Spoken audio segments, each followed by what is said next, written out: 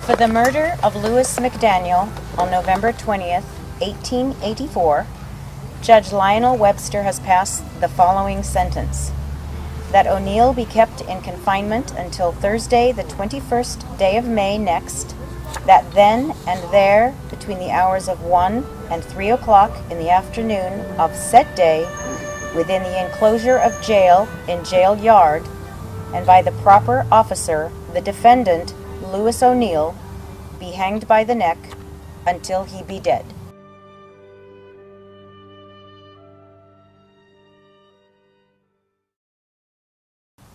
Come on, Lewis. I didn't do it, Sheriff.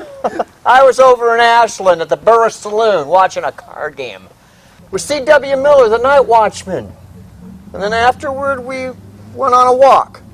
That's when Anson Jacobs rushed up the hill to tell us that Lewis McDaniel had been robbed and murdered. Well, we know it wasn't robbery. He still had $29.90 in his wallet. In fact, it looked like he was expecting trouble, considering he had a knife, a gun, and extra ammunition. But he never did have a chance to use it. He was shot in the face, and his skull was shattered.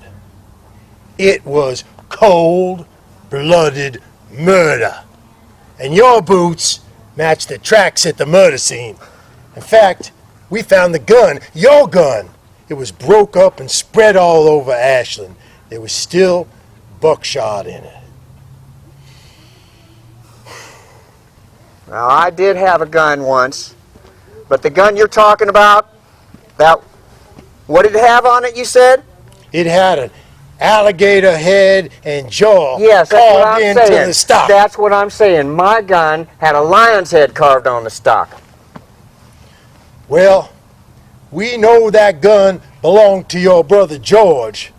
We traced it, and a witness identified that George had that gun with him when he came to Oregon from California.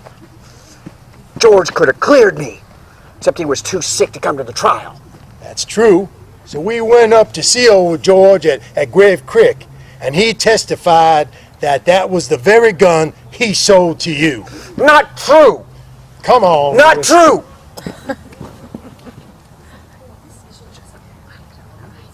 This is shocking. Absolutely. What's happening to her? Happy when this is over. Absolutely.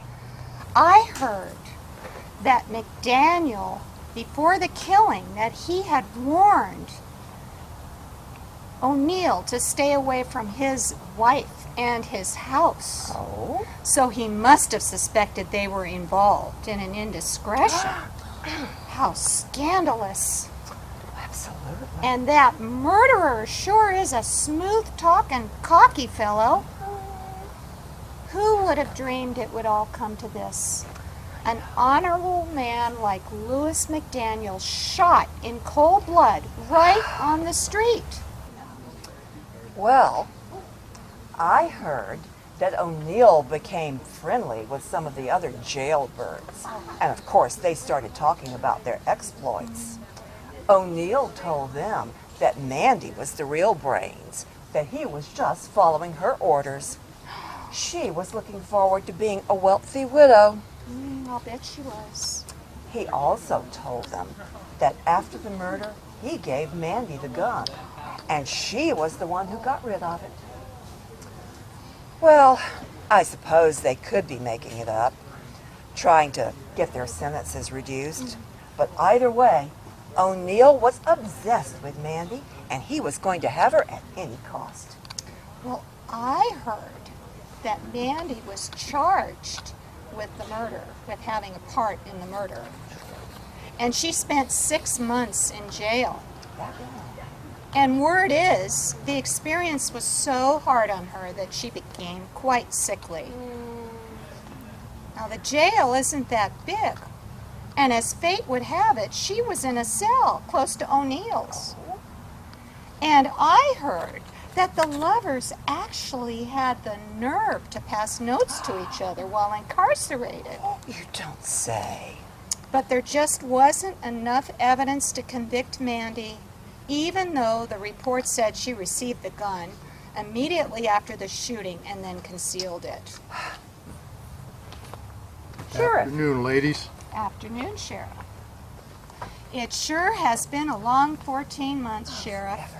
The first murder trial in our new courthouse. It took days and days to select those jurors, and the trial dragged on for 2 full weeks. What an ordeal. But it only took the jurors an hour to make up their minds and convict him. But 6 weeks before the hanging, his appeal to the Supreme Court was granted. Folks were mighty upset about that. They threatened to form a mob and string him up, just like after he was convicted last May. That tree right there, that big one, that would have done just fine. It's a mighty stressful time to be sheriff, I tell you.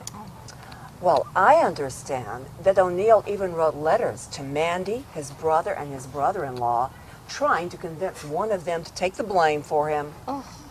He had this idea that he could then sue the courts. He even offered to split the settlement money. The nerve. Of course, the Supreme Court turned down his appeal. And tomorrow, he will finally hang. March 12th will be a day to remember. Well, I, for one, will be glad when this business is over and done with. Perhaps then we can get our town back to normal runnings. You know, this hasn't come cheap to the taxpayers neither. It's cost almost $6,000. That much? Who will get to come to the hanging, Sheriff? Well, we built a 16-foot high fence around the gallows between the courthouse and the jail, and we've given out admission tickets to 200 people, men, women, even a few children. They'll be the witnesses. And we just got done testing the trap door to the gallows and stretching the new rope. And there'll be no worries about security. We've got the entire volunteer fire department, all 27 men with rifles. That ought to be enough to keep the peace. Good, good. What would happen afterwards? Well, O'Neill, he'll be buried up there in the pauper section of the Jacksonville cemetery. There'll be no stone, no marker showing his graveside. Good. That's a fitting end to a scoundrel like O'Neill. Good riddance. Well, I best be getting back to the jail now, ladies. Well, we're going in that direction. Would you escort us, Sheriff? That would be fine. Thank you, sir.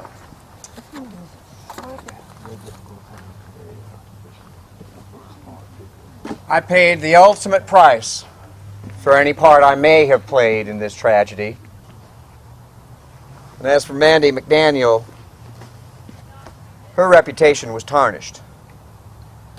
The night before I was hanged, she left town. And sometime after, she returned to Talent, where she bought and operated a restaurant.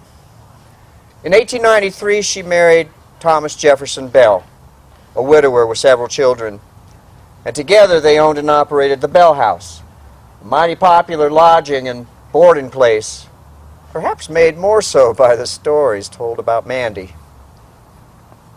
I wish her well, and I bear no ill feelings toward her.